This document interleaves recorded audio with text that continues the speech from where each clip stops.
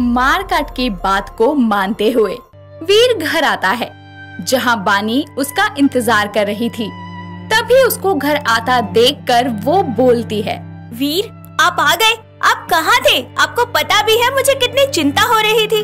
बानी, मैं अभी बाहर गया था तो अचानक रास्ते में एक पत्थर के आने की वजह से मैं गिरा, तो मुझे एक दृश्य सा दिखाई दिया कि नागमणि को कोई चुरा रहा है। क्या? अरे नहीं, ऐसा नहीं है। नहीं बानी, अगर भोलेनाथ ने ऐसा दृश्य दिखाया तो कुछ सोच समझ कर ही दिखाया होगा। मुझे लगता है हमको चलकर देखना चाहिए कि नागमणि सुरक्षित है या नहीं। पर इस वक्त हम कल चलेंगे, आप अभी अंदर आओ। तुमने मेरी बात ना मानने की कसम खाई है क्या? जब मैं बोल रहा हूँ कुछ गलत होने वाला है, चलो देख आते हैं, तो क्या प्रॉब्लम है तुम्हें? ठीक है, हम अभी चलते हैं। रुको, विशाखा को भी बुलाने दो। नहीं, वहाँ कोई खतरा हुआ तो विशाखा भी बेवजह फंस जाएगी। सिर्फ तुम और मैं चलते हैं। वीर का अचानक ऐसे जिद करना बानी को अजीब लगता है, लेकिन अपने प्यार के चलते वो उस पर शक नहीं करती, जिसके कारण वो वीर का हाथ पकड़ के उसे पाताल लोक में लेकर आती है, जहां मणि को सामने लाने के लिए उसको मंत्रों का उच्चारण करना था। लेकिन इससे पहले ही वो वीर से बोलती है, वीर देखो, यहाँ कोई नहीं है और मणि को कोई खतरा नहीं है। अब तो खुश हो ना? चले वापस। अरे बानी, तुम मणि को अवतरित करके देखो, तभी तो पता चलेगा ना कि वो सुरक्षित है भी या नहीं। बानी अपनी आँखों को बंद करती है और अपना विशाल सुनहरा रूप धारण करती है, जिसके बाद दोनों हाथ जोड़ के वो शिव का ध्यान करती है और मणि को अवतरित करने की प्रक्रिया को शुरू करती है। इस दौरान मारकाट भी पाताल लोक में आ जाती है और छुपकर बानी की ये क्रिया देखकर बोलती है, अब वक्त आ गया है नागिन, तेरा इस मणि को अंतिम बार देखने का, क्योंकि इसके बाद ये मणि होगी सर्वशक्तिशाली मारकाट के पास और उसके बाद मैं इस दुनिया पर राज करूंगी, राज। बानी को विधि करता देख वीर अचानक इधर उधर नजरें घुमाता है, तो उसे कुछ दूरी पर मारकाट दिखाई देती है, जो छुपकर ये सब देख रही थी। वो उसके पास जाता है और उसे बोलता है, आपके कहने पर मैं धोखे से बानी को यहाँ लाया, इसलिए मणि मिलने के बाद आप मेरे बच्चे और बानी को सही सलामत मुझे सौंपेंगी।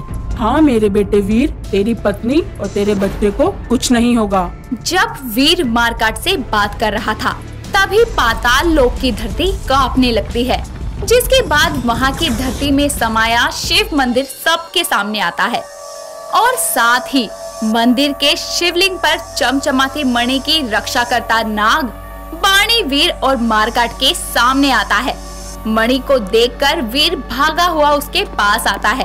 ये देखकर बानी बोलती है, वीर ये क्या कर रहे हो?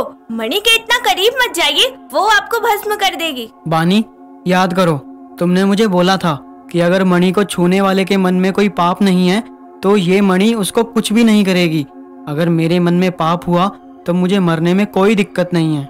इतना बोलकर वीर शिवलिंग के पास जाकर मणि को अपने हाथों में उठा लेता है, जिसके बाद भी वो जिंदा होता है। ये देखकर वो बोलता है, बानी देखो, मणि मेरे हाथ में है और मुझे कुछ नहीं हुआ।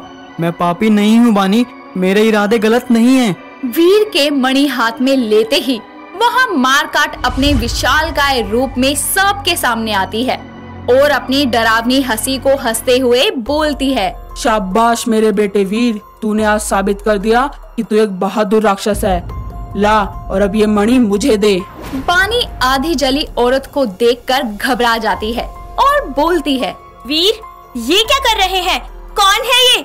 ये मणि आपने इसके लिए अवतरित करवाई है? बानी, मैं तुमको सब सच बताता हूँ, पहले मुझे माफ करना।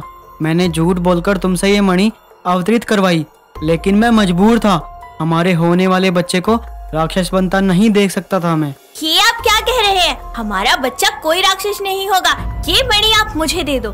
बानी की ये बात सुनकर मारकाट उसको अपने वार से हवा में लटकाते हुए बोलती है, चुप रह नागिन, मैंने इतनी मेहनत ये मणि तुझे वापस देने के लिए नहीं की। और वीर इधर आओ, ये मणि मुझे दो, वरना तुम्हारी ये नागिन बीवी और तुम्हारा होने वाला बच्चा दोनों को मैं यही मार दूंगी। ये आप क्या कर रही हैं? छोड़िए बानी को। आपने वादा किया था ना कि आप इनको कुछ नहीं करेंगी, बल्कि मेरे बच्चे को मणि की सहायता से राक्षस बनने से रोकेंगी। अरे मेरे भोले बेटे, तेरा बेटा एक सर्वशक्तिशाली नागिन के पेट में है, तो वो राक्षस बन ही नहीं सकता। मुझे तो बस तुझको जरिया बनाकर ये मणि हासिल करनी थी, इसलिए मैंने तुझे अपनी बातों से इतना डरा दिया कि तू मणि निकलवाने के लिए मजबूर हो जाए।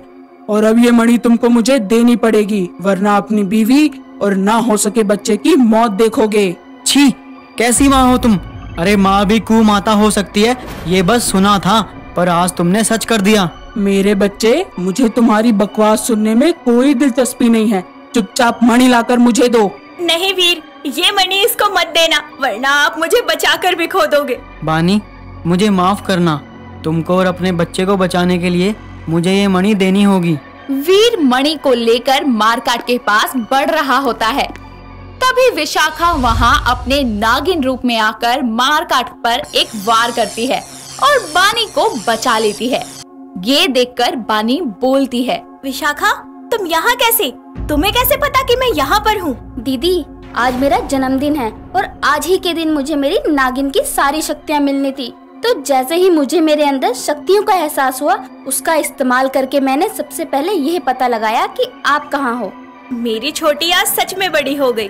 बानी और विशाखा को नागिन के रूप में देखकर मारकाट को अपना षड्यंत्र असफल होता दिखाई देता है, जिसके बाद वो अपने ही बेटे पर वार करते हुए बोलती है, नागिन, तुझे क्या लगता है तुम दोनों मिलकर मुझे हरा दोगी? अरे मैं मणि के लिए किसी को भी मार सकती हूँ, अपने बेटे को भी, समझी?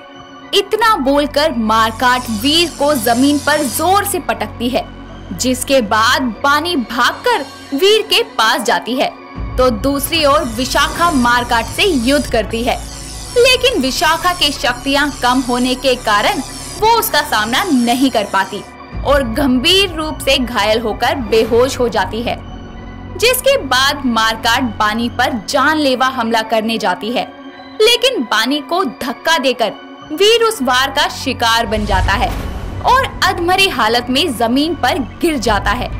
ये देखकर बानी गुस्से में अपने नागिन रूप को और विशाल करते हुए बोलती है, वीर, बस मारकाट, मेरी बहन और मेरे सुहाग को नुकसान पहुंचाने वाली डायन, आज तुझे मैं तेरे उन सभी साथियों के पास भेज दूंगी जिन्होंने मेरे परिवार और मणि पर गंदी नजर रखी और अपनी मौत को गले लगाया था। नागिन, मैं इस मणि को हासिल करके तेरे हर वार को बेअसर कर दूंगी और तुझे इतना मजबूर कर दूंगी कि तू अपने घुटनों पर बैठकर मुझसे अपने और अपने होने वाले बच्चे के जान की भीख मांगेगी। बोल ले, जितना बोलना है बोल ले। तेरे ये बोल तुझे तेरी मौत से ज्यादा दूर नहीं रख पाएंगे। तैयार हो जा मेरे अंतिम वार के लिए मारकाट। बानी अपनी शक्तियों से वीर के हाथ से मणि को लेकर अपने माथे पर लगाती है, जिसके बाद एक विशालकाय नागिन के रूप के दर्शन से ही मारकाट की आंखें फटी की फटी रह जाती है और फिर बानी बदली हुई खौफनाक आवाज में बोलती है, नागिन हूँ मैं, नागिन। मेरे परिवार और मणि पर बुरी नजर रखने वालों का एक ही अंजाम होता है, मौत। और अब तू भी मौत की नींद सोएगी, कुमाता मारकाट। गुस्से से भरी हुई नागिन अपने एक वार से मारकाट के चीथड़े उड़ा देती है, जिसके बाद वो गुस्से में अपनी पूंछ को इधर उधर पटकने लगती है। तभी उसकी नजर आखिरी सांस गिनते हुए वीर पर जाती है, जिसको देखकर वो अपने इंसानी रूप में आकर बोलती है, वीर, आप मुझे ऐसे छोड़कर नहीं जा सकते। रुको, मैं मणि की सहायता से आपको पुनः जीवन दान देती हूँ। नहीं बानी, शायद ये मेरी माँ के कर्मों की सजा है जो आज मैं मौत की दहलीज पर खड़ा हूँ। अब बस मेरी एक इच्छा है कि हमारा बच्चा कभी इस युद्ध का हिस्सा ना बने। इतना बोलकर वीर अपनी आंखें हमेशा के लिए बंद कर लेता है, जिसके दुख में बानी जोर जोर से शिव को पुकारते हुए बोलती है, हे शिव भगवान, प्रकट हो। आज आपकी इस मणि ने मेरा परिवार, मेरा सब कुछ छीन लिया। क्या आपकी धरोहर की रक्षा करने वालों के साथ यही होता है? बताइए, क्यों चुप है आज आप? पहले आपने मुझसे मेरे माता पिता को छीना, अब मेरा पति। मैं नहीं निभा सकती इस धरोहर की और जिम्मेदारी। बहुत कुछ खो चुकी हूँ मैं और अब अपने बच्चे को इस आग में जलते हुए नहीं देख सकती। बानी के बोल सुनकर धरती, आसमान, पाताल तीनों लोग कांप उठते हैं। इसीलिए उसकी पुकार पर नागों के देवता शेषनाग अपने 7 मुंह वाले नाग रूप में प्रकट होकर बोलते हैं, पुत्री बानी, तुम्हारे प्रियजनों के जाने का दुख हमें भी है, लेकिन पुत्री, सृष्टि के नियम को कोई नहीं बदल सकता। जो आया है उसका जाना भी निश्चित है। हे नाग देवता, मुझे अब आपके इस नियम का हिस्सा नहीं बनना। मुझे और मेरी होने वाली संतान को आप इस नाग योनि के बंधन से मुक्त कर दो। ठीक है पुत्री, मैं तुम्हारी प्रार्थना स्वीकार करता हूँ। इसीलिए आओ और ये नागमणि तुम मुझे सौंप दो, जिसके बाद तुम और विशाखा समेत तुम्हारी होने वाली संतान इस नाग योनि के बंधन से मुक्त हो जाओगी और ये मणि सदैव के लिए भगवान शिव की शरण में सुरक्षित रहेगी। बानी अपने हाथों से मणि को नागों के देवता को सौंप देती है, जिसके बाद वो पल भर में ही उसकी आंखों से ओझल हो जाते हैं और विशाखा भी अपने इंसानी रूप में बेहोशी से उठती है। जिसके बाद दोनों बहनें पृथ्वीलोक पर आकर वीर का अंतिम संस्कार कर देती हैं। और कुछ समय बाद बानी एक सुंदर से लड़के को जन्म देती है, जो पूरी तरह से इंसान होता है, जिसके साथ कई लोगों की मौत और नागमणि की जंग का सिलसिला खत्म होता है। अर्जुन के मरने के बाद बानी वीर और विशाखा के साथ में पृथ्वीलोक पर वापस आ जाती है, जिसके बाद तीनों सुकून से अपनी जिंदगी ये सोचकर बिताने लगते हैं कि नागमणि को पाने का संघर्ष खत्म हो गया है। लेकिन कहते हैं ना, जब कोई चीज बेहद शक्तिशाली हो तो उसको पाने की जंग कभी खत्म नहीं होती, बल्कि बढ़ती जाती है। अर्जुन की मौत के बाद अजनबी अब बेहद गुस्से में नागमणि को हासिल करने के लिए कोशिश करती है, जिसके लिए वो अपने मारकाट रूप में आकर बोलती है, इस नागमणि को हासिल करने के लिए मैंने बहुत मेहनत की है। नील बनकर उस अर्जुन के साथ रही, लेकिन मुझे पहले पता होता कि वीर मेरा बेटा है तो मुझे इतना संघर्ष नहीं करना पड़ता। परंतु अब मुझे वीर का इस्तेमाल करके नागमणि हासिल करनी ही होगी। मारकाट अब अपने अंतिम बार के लिए तैयार थी। वहीं दूसरी तरफ पृथ्वीलोक आने के बाद सबको पता चल जाता है कि बानी माँ बनने वाली है। ये सुनकर वीर खुशी से बानी का माथा चूमते हुए बोलता है, बानी, मैं बहुत खुश हूँ। हमारी जिंदगी की एक नई शुरुआत होने जा रही है। अब हम हर डरावनी याद को भुला देंगे और एक नए सिरे से अपनी जिंदगी की शुरुआत करेंगे। हाँ वीर, मैं भी यही चाहती हूँ कि हमारी होने वाली संतान पर इसका साया भी ना पड़े। जो कुछ मैंने और मेरी माँ ने सहा था वो ये ना सहे। अरे दीदी, अब कुछ नहीं होगा। वैसे भी राक्षसों का लीडर वो अर्जुन तो मर गया, अब कौन आएगा आपसे पंगा लेने।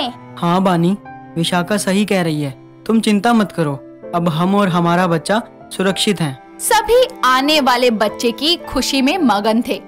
तभी वीर को उसके हाथ पैरों पर अजीब सी खुजली होने लगती है, जिसके बाद वो बानी से छुपकर अपने कमरे में आता है और देखता है कि उसका सारा शरीर जली हुई खाल के जैसा हो गया है।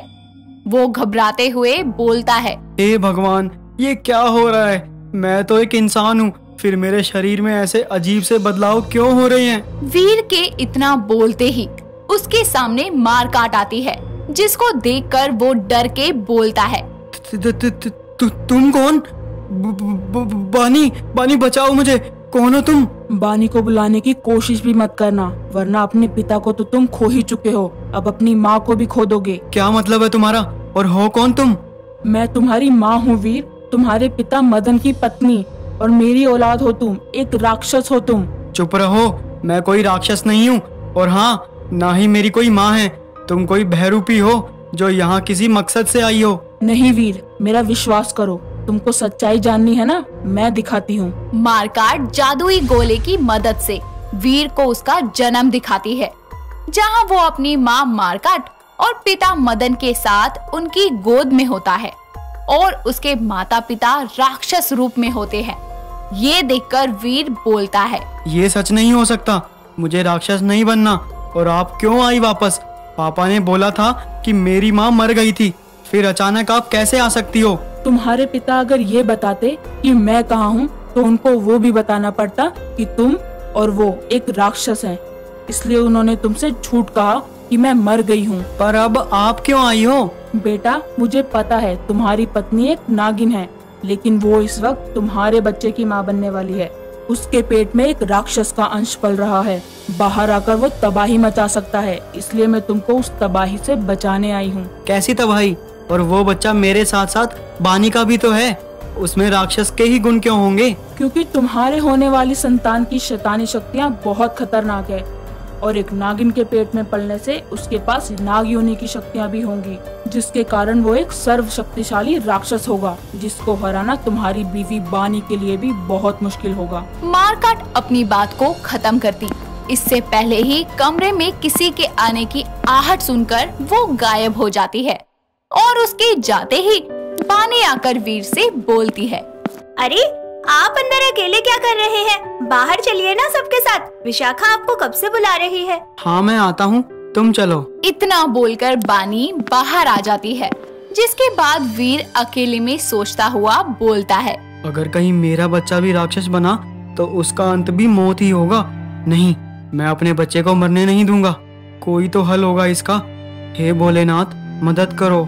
दिमाग में 100 सवाल लिए वीर बाहर आता है, जिसके बाद उसको टेंशन में देखकर बानी बोलती है, क्या हुआ वीर, आप इतने उदास क्यों हैं? सब कुछ ठीक तो है ना? मेरे पास एक तरीका है जीजू का मूड ठीक करने का। उनके सर पर ठंडा पानी डालने से वो भी कूल हो जाएंगे।